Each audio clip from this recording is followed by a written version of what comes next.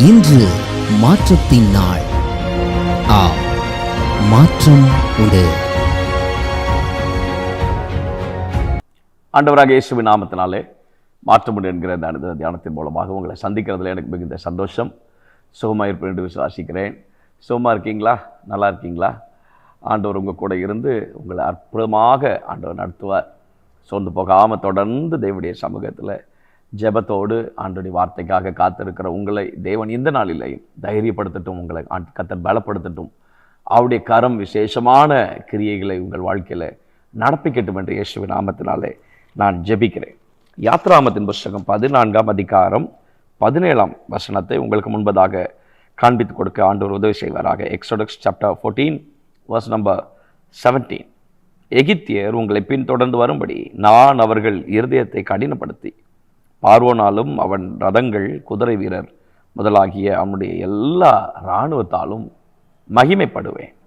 And I will harden the hearts of the Egyptians so that they shall go in after them, and I will get glory over Pharaoh and all his host, his chariots and his horsemen. நான் மகிமைப்படுவேன் சொல்றார் ஆண்டவர். நான் மகிமைப்படுவேன். எந்த சூழ்நிலையில் இதை சொல்றாரு? 10வது வசனத்தில் இஸ்ரவேல் ஜனங்கள் பார்வோனும் அவருடைய சேனைகளும் அவர்களை பின்தொடர்ந்து வரும்போது பயந்து போய் ஆண்டவரை நோக்கி கூப்பிடுகிறார்கள், தேவனை நோக்கி முறையிடுகிறார்கள். அவர்கள் தேவனுக்கு நேராக தங்களுடைய கண்களை ஏறெடுத்து என்று பியூட்டிஃபுல்லாக அந்த பதம் பயன்படுத்தப்பட்டிருக்கிறது. ஆமென்.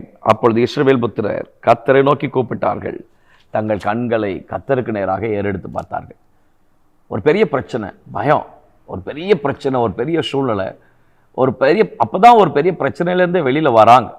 அடிமைத்தனத்திலேருந்து அப்போ தான் வெளியில் வராங்க. அவ்வளோ வருஷம் அடிமைப்படுத்தி வைத்திருந்த நெருக்கமான சூழ்நிலையிலிருந்து அப்போ தான் வெளியில் வராங்க. வெளியில் வந்தவொடனே மீண்டும் ஒரு பெரிய பிரச்சனையை பார்த்து அவர்களுக்கு பயம் வந்துருச்சு. என்ன செய்ய போகிறது தெரியலையே, பின்னாடி வரானே, பார்வன் பின்னாடி நம்மை தொடர்ந்து வருகிறானே, இந்த காரியங்கள் எப்படியாய் முடிய போகிறது என்று தெரியவில்லையே. கர்த்தர் ஒன்றுமே சொல்ல தெரியுமா? கர்த்தர் என்ன தெரியுமா சொன்னார்? பிரச்சனை வரும்போதெல்லாம் தேவனுடைய ஆலோசனை எப்போதும் கேளுங்க.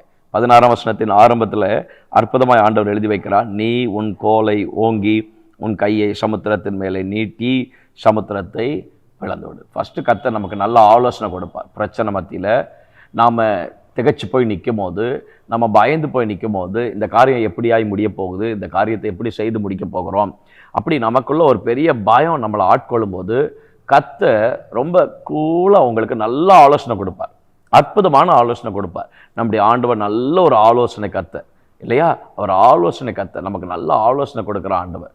பியூட்டிஃபுல்லாக தாவீதை எத்தனை முறை அவர் அழகான ஆலோசனை கொடுக்குறார் இல்லையா? பக்கத்தில் உட்காந்து சொல்லி கொடுத்தது போல கர்த்தர் மிக அழகாக கர்த்தர் ஆலோசனை கொடுக்குறார். அதே போல் தேவன் நமக்கு ஃபஸ்ட்டு நல்ல ஆலோசனை கொடுப்பார். பிரச்சனை மத்தியில், போராட்டத்துக்கு மத்தியில் தேவனுடைய ஆலோசனைக்கு உங்கள் செவியை சாயுங்கள்.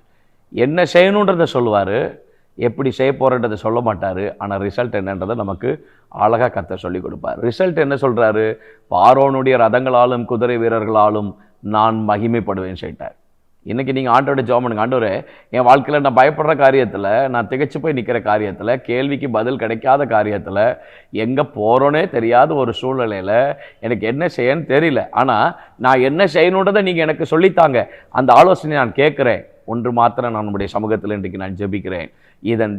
இந்த சூழ்நிலைக்கு மத்தியில், இந்த காரியத்துக்கு மத்தியில், இந்த எதிர்ப்புகளுக்கு மத்தியில், இந்த பலவீனங்களுக்கு மத்தியில், தேவனே என் வாழ்க்கையில் நான் எதிர்பாராமல் நடந்த இந்த சூழ்நிலைக்கு மத்தியில் நீங்கள் மகிமைப்படுங்கன்னு ஜெபம் பண்ணுங்க. உங்கள் ஜெபம் இந்த மாதத்தில் அப்படிப்பட்ட ஜெபமாக இருக்கட்டும். நீங்கள் மகிமைப்படுங்க ஆண்டவரே, நீங்கள் மகிமைப்படுங்க ஆண்டவரே.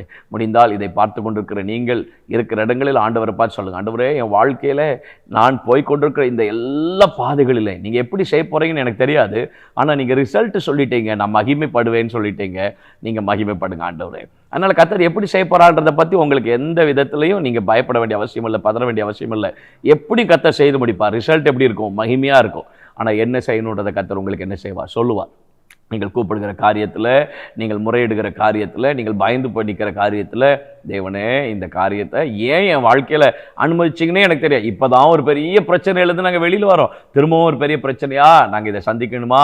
இந்த காரியத்தை எப்படி ஆண்டவரே நாங்கள் மேற்கொள்ள போகிறோம்? கர்த்தர் சொல்வார், பயப்படாத, நான் உனக்கு ஆலோசனை தரேன், நீ என்ன செய்யணுன்றதை சொல்கிறேன், எப்படி செய்ய போகிறேன்னு நான் உனக்கு சொல்ல மாட்டேன், என்ன செய்ய போகிறேன்றதை நான் உனக்கு எப்படி செய்ய போகிறேன்றதை நான் உனக்கு சொல்ல மாட்டேன். ஆனால் ரிசல்ட் உனக்கு மகிமையாக இருக்கும். நடத்த போகிற காரியம், கர்த்தர் செய்து முடிக்க போகிற காரியம் உங்களுக்கு மகிமையான காரியமாக இருக்கும், மகிமையான காரியமாக இருக்கும். யோபு ரொம்ப அழகான ஒரு உதாரணம் இல்லையா?